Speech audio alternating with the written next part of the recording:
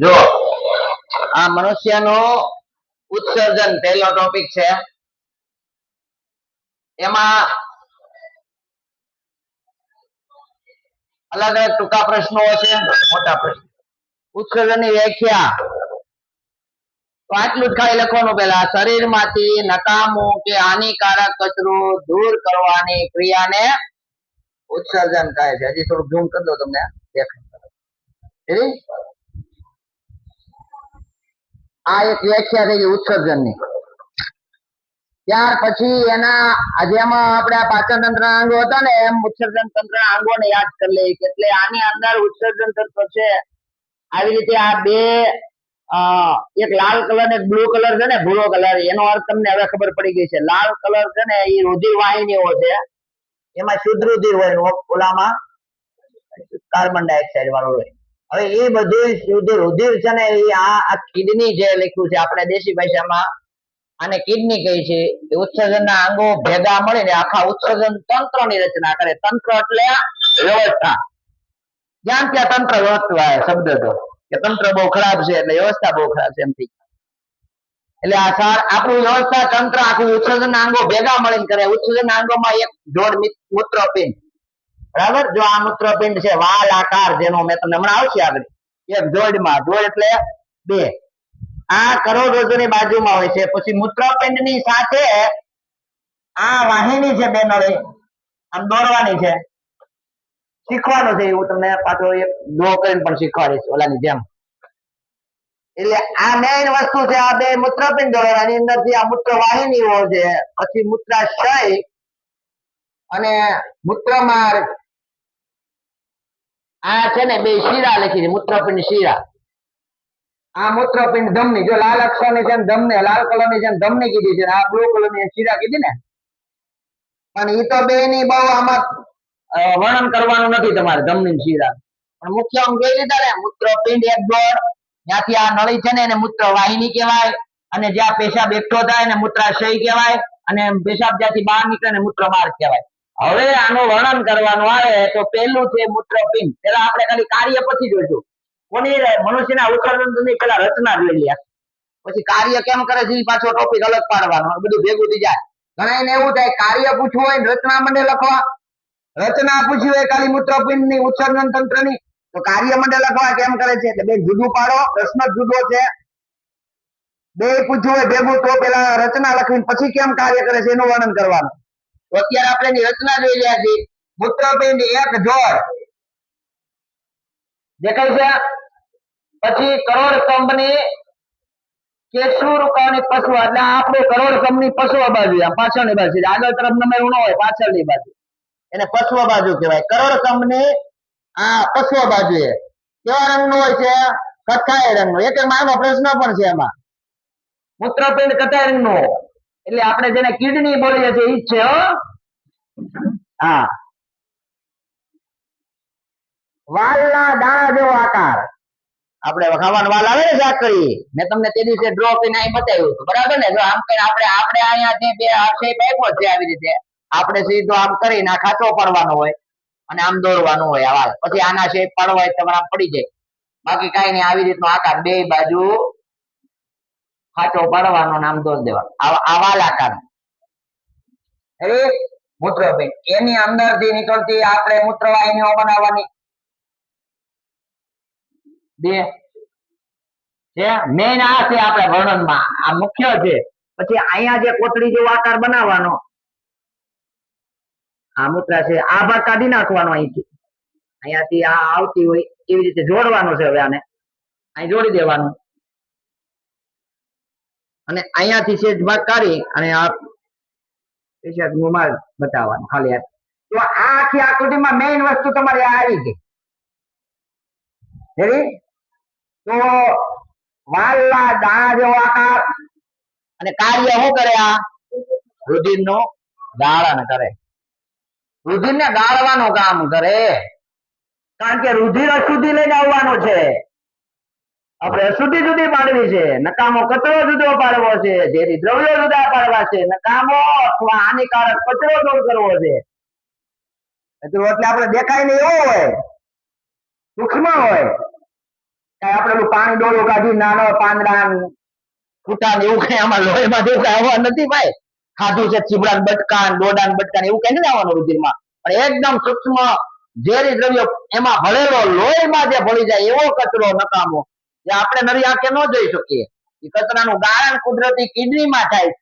જો આ ગાળણ ન થાય તો આખા શરીરમાં ઝેર ફેલાઈ જાય. તમે સાંભળ્યું છે જેને કિડની ફેલ થઈ જાય એ માણસને શું કરવું પડે છે? નામ એ ખબર છે ને દવાખાના શું કરવું પડે? ડાયાલિસિસ. શું કરવું પડે? What is dialysis? ડાયાલિસિસ શું છે? હા, તમારું લોહી કિડની નથી શુદ્ધ કરી શકતી એટલે લોહીને આખે આખું બહાર કાઢી ઘણાને કિડનીમાં ફેલ થતી જાય. અઠવાડિયામાં એકવાર ડાયાલિસિસ આવે, કોઈ 2 વાર આવે, અઠવાડિયામાં 2 વાર ડાયાલિસિસ કરવું પડે. આ ઝેરી દ્રવ્ય છે એ આ લોહી છે ને એક મશીનમાં ચડાવે. કિડની માંથી બદલે આપણે એમાંથી આખે આખું આપણા શરીરનું લોહી મશીનમાં ચડાવે, મશીનમાં શુદ્ધ થઈને પાછું આપણા શરીરમાં ચડાવે. અને 2 કે 3 4 કલાક જેવો સમય લાગે આપણું સંપૂર્ણ શરીરનું ડાયાલિસિસ કરતા, અને શુદ્ધ રુધિર પાછું ચડાવે. અને જો ઝેરી તમને એમ થાય કિડની ફેલ થઈ થાય, હું લક્ષણ હું તમને હું અગાઉ કહું છું, આમથી વિષયની બહાર છે, લખતા નહીં, આપણા શરીરમાં મને સોજા ચડો. જેની કિડની ફેલ થઈ જાય ને શરીરમાં ઓજા ચડી જાય, હાથ પગમાં બધે. એટલે જેને ડાયાલિસિસ કરવું પડશે ડાયાલિસિસ ટાઈમે ન કરવું તો શરીરનું હોજી જાય. અંદર ઝેરી દ્રવ્ય એમ નમરે, ઝેરી દ્રવ્યનો નિકાલ ન થાય, આખા શરીરમાં ઝેર ફેલાય. બોલો. અને આ નકામો કચરો ઝેરી દ્રવ્યને કાર્ય આ ગાળણનું કાર્ય કરે છે એ ગળાય કેમ? એ પછી જોઈશું. એમાં પેલો મૂત્રપિંડ, પછી મૂત્રવાહિની, પછી કાર્ય પછી જોઈશું કેમ થાય. આ અંગનું કાર્ય શું? આનું નામ છે મૂત્રવાહિની. આ બે ખબર પડી. આનું કહેવાય મૂત્ર પિંડ. પિંડ શબ્દ ખબર છે ને? પિંડ તો આપણે એક પ્રકારનો જથ્થો, એને પિંડ કહીશ. એટલે આ પેશાબ ગાળવાની ક્રિયા કરીને એમાંથી પેશાબનું નિર્માણ થાય એટલે આપણે એને મૂત્ર સ્વરૂપે શબ્દ વાપર્યો છે, મૂત્રપિંડ કીધું છે. આપણી ભાષામાં, વિજ્ઞાનની ભાષામાં, સાયન્સની ભાષામાં, ડોક્ટરની ભાષામાં એને કિડની કહેવાય. એટલે આ મૂત્ર નું વહન કરતી નળી જેવી રચના ને, આ તો શબ્દ જેવું એવું નામનું વર્ણન કરવાનું. મૂત્રવાહિની મૂત્રને ક્યાં લઈ જાય? એ કામ શું કરે? તો કે આમાંથી જે પેશાબ એટલે આપણા પ્રવાહી છે, આ એક પ્રકારનું ઝેરી નકામો કચરો જે દૂર લેવા માટેનું પ્રવાહી, રુધિરમાંથી છૂટું પડેલું પ્રવાહી છે, એ આમાં વહન કરે. ક્યાં લઈ જાય? મૂત્રાશયમાં. હવે મૂત્રાશય વર્ણન બહુ હેલું છે. આનું ખબર પડી ગઈ. વાલ જેવો આકાર, 2 જોડમાં પશ્વ બાજુએ કરોડની રુધિરનું ગાળણ કરે. આ મૂત્રવાહિની વહન કરે. ક્યાં લઈ જાય? મૂત્રાશયમાં લઈ જાય. મૂત્રાશય શું છે? તો કે પેશાબનો કે મૂત્રનો સંગ્રહ કરતી સ્નાયુઓમાં એક કોથળી જેવી રચના આપણા બધાના શરીરમાં હોય, એનો સંગ્રહ થાય ત્યાં. હા, એલું ટૂંકું ગજ મૂત્રનો હંગામી સંગ્રહ થાય છે. હંગામી એટલે થોડીક વાર પૂરતો, સમય પૂરતો એ ભરાઈ જાય ત્યાં સુધી એનો સંગ્રહ થાય. અને મૂત્રમાર્ગ, મૂત્રાશયથી શરીરની બહાર ખુલતા છિદ્ર સુધી લંબાયેલો માર્ગ, એને મૂત્રમાર્ગ દ્વારા શું થાય? શરીરની બહાર એનો નિકાલ થાય, ઉત્સર્જન થાય. તો હવે ખબર પડી કે આ છે હું બધું. અને હવે કાર્ય આવશે. આ વર્ણન થઈ ગયું. બોલવાનું નહીં, ચાલવાનું નહીં, જે કઈ પ્રશ્ન હોય મને કહેવાનો, એકબીજાની આમે જોવાની હાલતું હોય ત્યાં. આની જે આવશે જ હમણાં જોજો. જેમાં સંભાવ આંકડા શાસ્ત્ર જેમ ચાલુ છે એમાં આની નોટ પછી તો આ મૂત્ર માર્ગ આ એનું પૂરું થઈ ગયું ને પછી આ મૂત્રપિંડ નલિકા હવે જે છે ગૂંચળા જેવી રચના છે આની અંદર. ઈ આપણે જુદો ટોપિક છે આની બાઈ નો કે આની અંદર જે રચના છે આવા આવા મૂત્રપિંડ કેટલા આવેલા છે. મેં તમને કીધું એક કિડનીમાં એક મૂત્રપિંડમાં 10 લાખ જે ગાળણની ક્રિયા થાય ઈ મૂત્રપિંડ નલિકા છે. ઈ જોવા મળતી ગૂંચળામય રચનાને મૂત્રપિંડ નલિકા કહેવાય છે. અથવા એનું નામ બીજું શું છે? ઉત્સર્ગ એકમ. તમારી ચોપડીમાં જે આખું મેં તમને સાઈડમાં બતાવ્યું છે, હમણાં અહીં નીચે બતાવું તમને. ઈ આ ઉત્સર્ગ એકમ છે આખો. અંદર જે આ રચના છે આ ગાળણની જે ક્રિયા થાય છે એની વાત છે આ મૂત્રપિંડ નલિકા. ઈ ખાસ અગત્યનું છે. અંદર જે ક્રિયા આ બધું ભેરું આમાંથી પેશાબ મૂત્ર જેમાં જાય ને ભરાઈને બહાર નીકળે ઈ બહુ હેલું. પણ અંદર જે આ મૂત્રપિંડ નલિકામાં જે કાર્ય થાય છે ઉત્સર્ગ એકમ નું કાર્ય, એને ઉત્સર્ગ એકમ કહેવાય. એકમ એટલે એક ભાગ. આવા કેટલા છે ઉત્સર્ગ એકમો એક કિડનીમાં? 10 લાખ. કેટલા? બરાબર જોઈ લેજો આ મૂત્રપિંડ નલિકાને ઉત્સર્ગ કેમ કહેવાય આ ગૂંચળામય છે અથવા વક્રા નું કહેવામાં આવે છે એનું બીજું નામ આપણે ખાસ યાદ રાખજો ઉત્સર્ગ એકમ ગૂંચળાને રચનાને મૂત્રપિંડ નલિકા અથવા ઉત્સર્ગ એકમ કહેવામાં આવે છે ગૂંચળામય રચના છે તમે હમણાં જોશો જેની સંખ્યા આવ્યું ને એક મૂત્રપિંડમાં કેટલા એકમો છે મૂત્રપિંડ એકમો ગૂંચળામય રચના કેટલી છે 10 લાખ એક મૂત્રપિંડ નલિકાની શરૂઆત આ મૂત્રપિંડ નલિકાની શરૂઆત મેં કાલે કીધું હતું ને હે આકૃતિમાં બતાવ્યું હતું ને આમ કે નામ આમ હે કપ જેવો આકાર ત્યાંથી શરૂ થાય અને શું કહેવામાં આવે છે શરૂઆત બાઉમેન ને કોથળી 1 માર્કનો પ્રશ્ન પૂછાય મૂત્રપિંડ નલિકાની શરૂઆત ખાલી જગ્યાથી થાય એને શું કહેવાય બાઉમેન ની કોથળી બાઉમેન ની કોથળીમાં પાતળી દિવાલ વાળી રુધિર કેશિકાઓનો ઝુમખું હોય છે જો પાછું આવ્યું રુધિર કેશિકા આની અંદર શું હોય છે આ બાઉમેન ની કોથળીમાં પાતળું રુધિર કેશિકાઓનું ઝુમખું હોય છે રુધિર કેશિકાનું ઝુમખું એટલે રુધિર આમાંથી જ્યારે આ લઈને આવે એટલે આની અંદર રુધિર કેશિકા એકદમ પાતળી દિવાલ હોય છે પછી હમણાં તમને વર્ણન લખાવું છું કેવી રીતે કાર્ય કરે છે એમાં આવશે રુધિર કેશિકા પાતળી દિવાલ શું કરે તમને કીધું આગલામાં એપ્સમાં કેવું કરે છે કાર્બન ડાયોક્સાઇડ ઠલવી નાખે છે ને ઓક્સિજન લઈ લે અને રુધિર આમાં આયલું જાય એમ જેવી રીતે નાના આંતરડાના પ્રવર્ધનમાં જે રસાયણકુરમાં તમને કહું ખોરાકના કણ આમથી પસાર થતો એમાં શોષી લે રુધિર કેશિકાઓ અંદર લઈ લે ખેંચી લે એમ અહીંયા એવું થશે કે આ રુધિર ગૂંચળું છે ને અહીંયા આવશે ને ત્યારે એમાંથી બહાર નીકળશે ઝેરી દ્રવ્યો રુધિર કેશિકાની પાતળી દિવાલમાંથી આપણે કોનાથી થાય છે બધા વિનિમય કેનાથી થાય છે રુધિર કેશિકાની પાતળી દિવાલમાં ઝીણા ઝીણા છિદ્રો આવેલા હોય છે એટલે એમાંથી દ્રવ્યોની આપ-લે થાય છે અને ઈ રુધિર કેશિકાનું ગૂંચળું આવેલું છે ને રુધિર કેશિકા ગુચ્છ કહેવાય છે 1 માર્કનો પ્રશ્ન પૂછાય પાછો એમાં બાઉમેન ની કોથળીમાં શું હોય છે રુધિર કેશિકા ગુચ્છ અને આ કેવી રીતે કાર્ય કરે ઈ હવે અહીંયા છે એની આકૃતિ તમને પહેલા અગાઉ બતાવી દઉં જા આયા રુધિર કેશિકાનું ગૂંચળું હોય આમાંથી રુધિર આવે ને આમાં ગળાય એટલે પાછું રુધિર વધારાનું રુધિર આ માર્ગે જાય અને આના ગાળણ છે ને આ પીળો રંગ દેખાય તને આ ગૂંચળામય રચના અને શું કહેવાય મૂત્રપિંડ નલિકા અથવા ઉત્સર્ગ એકમ બરાબર યાદ રાખજો નામ શું છે ઉત્સર્ગ એકમ બીજું નામ શું છે મૂત્રપિંડ નલિકા અને આની અંદર પેલું શું આપણે શીખા બાઉમેન ની કોથળી અને બાઉમેન ની કોથળીમાં શું હોય છે રુધિર કેશિકા ગુચ્છ જો આવું શબ્દ ગ્રહણ કરવાના હોય વર્ણન કરવા માટે કઈ મેન બધી વસ્તુ યાદ રાખવાની ન હોય ગુચ્છ અરે બાઉમેન ની કોથળી જો લખેલું હોય છે હમણાં બન્યા શરૂઆત ક્યાંથી થાય બાઉમેન ની કોથળી હોય શેનાથી બાઉમેન ની કોથળીમાં શું હોય છે રુધિર કેશિકા ગુચ્છ હવે કાર્ય આગળ જોઈશું તમને આ જોઈ લો તો ખબર પડશે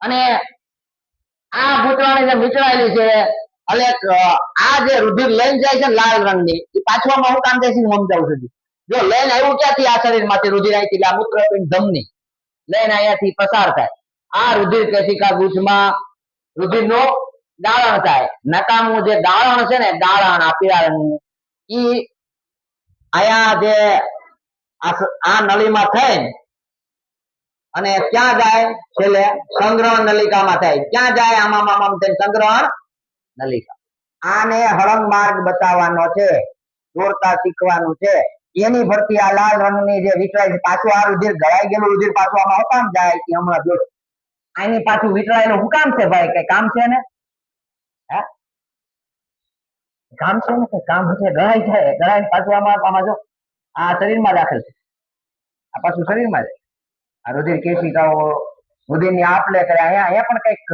પાછું છેલ્લે પાછી ક્રિયા થાય કેમ મોટા આંતરડામાં શોષાય જાય નાના આંતરડામાં પાણીનું શોષણ થાય પાછું એવું કઈક છે આમાં અને આખું વર્ણન જોઈએ બરાબર કેવી રીતે કાર્ય કરે અને ઉત્સર્ગ એકમ નું કાર્ય જણાવો તો પહેલો ટોપિક લખાય બરાબર જોઈ લીધો પેલા આકૃતિ જોઈ લીધી મૂત્ર નિર્માણ અથવા તો એમ પણ પૂછે મૂત્ર પિંડ નલિકાનું કાર્ય જણાવો અથવા ઉત્સર્ગ એકમ કેવી રીતે કાર્ય કરે છે એ જણાવો બધું એક જ પ્રશ્ન જવાબ થાય બરાબર મૂત્ર નિર્માણની ક્રિયાનું કેવી રીતે ઈ જણાવો અથવા મૂત્રપિંડ ઉત્સર્ગ એકમ નું કાર્ય જણાવો અથવા મૂત્રપિંડ નલિકાની આકૃતિ દોરીને કાર્યપદ્ધતિ સમજાવો. પ્રશ્નના જવાબ બધાના એક.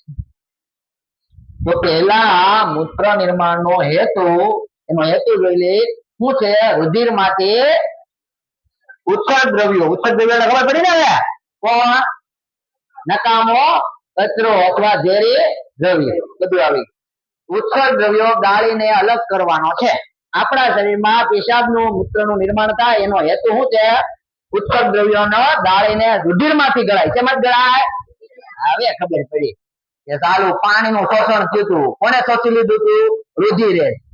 પાણી આટલા નાના મોટા આટલામાં પાણી શોષાઈ ગયું હતું ને. પાણી શેમાં પડી ગયું હતું? રુધિરમાં. રુધિર આખા કોષમાં બધે લઈને ગયું. ત્યાંથી શું લઈને આવ્યું? હવે ઉત્સર્ગ દ્રવ્ય. ઉત્સર્ગ દ્રવ્ય. એ દ્રવ્યને ગાળવા માટે પાછું રુધિર ક્યાં જાય? ઉત્સર્ગ એકમમાં. મૂત્રપિંડ ની અંદર રહેલા ઉત્સર્ગ એકમમાં, અથવા એનું નામ છે મૂત્રપિંડ નલિકામાં. આ નલિકામાં પેલા ક્યાં જાય? બાહુમેનની કોથળીમાં. ક્યાં જાય? સમજાય છે? હા, મૂત્રપિંડ રુધિર માંથી નાઇટ્રોજન યુક્ત ઉત્સર્ગ દ્રવ્યો યુરિયા, યુરિક એસિડ વગેરેને દૂર કરે છે. આટલા એક નાઇટ્રોજન ઉત્સર્ગ દ્રવ્ય કોણ કોણ હોય? યુરિયા આવે, એમાં યુરિક એસિડ આવે, વગેરેને દૂર કરે. આનો બીજો ટોપિક છે ગાળણ એકમો મૂત્રપિંડ નલિકાઓ દ્વારા મૂત્ર ઉત્પન્ન થાય છે અને અહીંથી જીવ બાહુમેનની કોથળીમાં ગાળણ એકત્રિત થાય. સૌથી પહેલા ક્યાં ભેગું થાય ગાળણ? બાહુમેનની કોથળીમાં. કપ જેવો આકાર. પ્રારંભિક ગણનામાં સમજો. હવે આ ગણનામાં શું ગળાશે? ગ્લુકોઝ, એમિનો એસિડ, ક્ષાર અને વધુ માત્રામાં પાણી હોય છે. ગાળણ જે ગળાઈને આવ્યું બહાર રુધિર માંથી, ગાળણ જે પીવાનું બતાવ્યું હમણાં, એ ગાળણ બહાર આવ્યું, એમાં શું હોય? ગ્લુકોઝ, એમિનો એસિડ, ક્ષાર અને વધુ માત્રામાં પાણી હોય છે. ક્યાં ગળાઈ ગયું? બાહુમેનની કોથળીમાં. જેમ જેમ ગાળણ મૂત્રપિંડ નલિકામાં વહન પામે તેમ તેમ આ પદાર્થનું પાછું પુનઃ શોષણ થાય. શું થાય? એમાં કદાચ ને ગાળણમાં અમુક ઘટકો, જરૂરી ઘટકો હોય, એ વૈયા ગયા હોય. પાછા ગાળણમાં ઉપયોગી ઘટકો પણ વૈયા ગયા હોય. ગાળણ ખબર પડે ને, ગાળણ નકામો આપણે જે મૂત્રનું નિર્માણ થાય છે પીળા રંગનું, એ વૈયા ગયા હોય તો એનું પુનઃ શોષણ કરે આ મૂત્રપિંડ. એટલે આ વિકળાયેલી છે ને. તમે કીધું હમણાં હુકામ પાછી આ પાછી અહીંથી આમ હુકામ ગયા? હા, એટલે અહીંયા જુઓ તમે, એનું પુનઃ શોષણ. આ શબ્દ યાદ રાખવાનો. શું થાય? ગાળણ મૂત્રપિંડ નલિકામાં વહન પામે.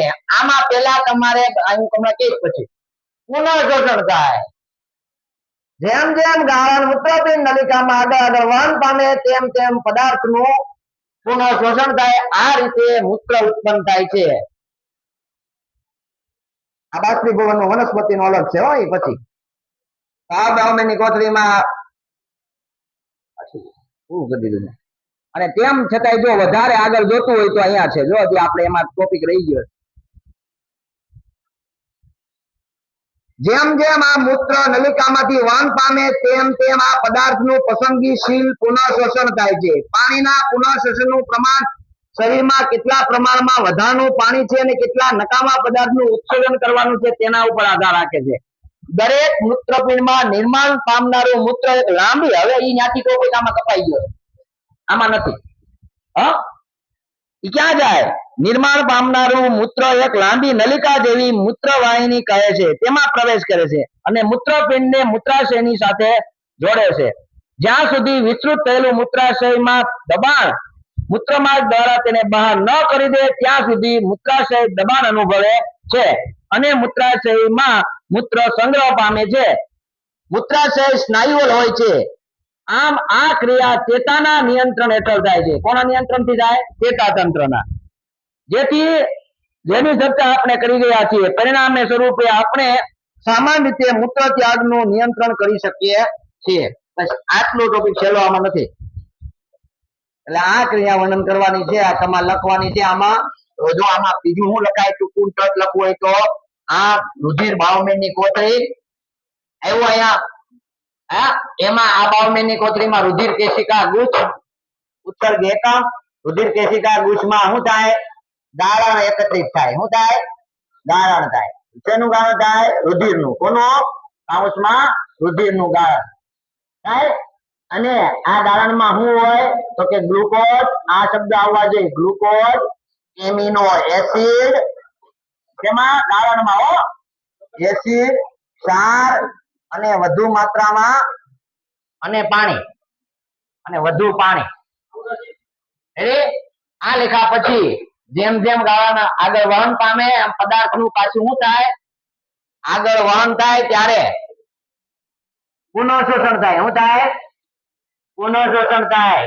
અને આ પુનઃશોષણ થાય અને તેનું નિર્માણ થાય, મૂત્રનું નિર્માણ થાય. અને આ મૂત્ર નિર્માણ થયા પછી મૂત્રવાહિની દ્વારા આમ લખવાનું, મૂત્રપિંડ નલિકામાંથી મૂત્રવાહિની દ્વારા ક્યાં દાખલ થાય? મૂત્રાશયમાં. મૂત્રવાહિની દ્વારા આ મૂત્ર નિર્માણ થઈને મૂત્રપિંડ નલિકા કહેવાય. ક્યાં જાય? મૂત્રપિંડ નલિકામાં. આ મુખ્ય છે મૂત્રપિંડ નલિકા. તમને આકૃતિ બતાવો એટલે ખબર પડે. જો આ એક છે મૂત્રપિંડ સંગ્રહ નલિકા, હે આ સંગ્રહ નલિકા એટલે પોતે વાંધો નહીં, આનું નામ બીજું સંગ્રહ નલિકા છે. આ સંગ્રહ નલિકામાં દાખલ થાય, ત્યાંથી મૂત્રવાહિનીમાં જાય અને એ ઓલો આગળનો ટોપિક લાગી જાય સીધો. તો અહીંથી ક્યાં જાય? અહીંથી તમને પાછું ચિત્ર બતાવી દઉં, તમને મગજમાં આવે. ઈ છે અહીંયા જાય, આ ગળાઈ ગયું અને ગાળણ છે છે હે મૂત્રવાહિની દ્વારા ક્યાં દાખલ થાય? મૂત્રાશયમાં. ક્યાં જાય? મૂત્રાશય. અને પછી મૂત્ર માર્ગ દ્વારા નિકાલ થાય. બસ આમાં આખું વર્ણન આવી. અને આપણે જુદા જુદા ટોપિક પાડીને આખું લખવાનું થાય. આને કહેવાય મનુષ્યનો ઉત્સર્ગ હેતુ અથવા આખું ઉત્સર્જન તંત્ર. તો તમે હમણાં ટોપિક છે એ પ્રમાણે લખાઈ લો આમાંથી, અને પછી આગળ આપણે બધું ત્યાં સુધી હું તમને કહેતો છું. અને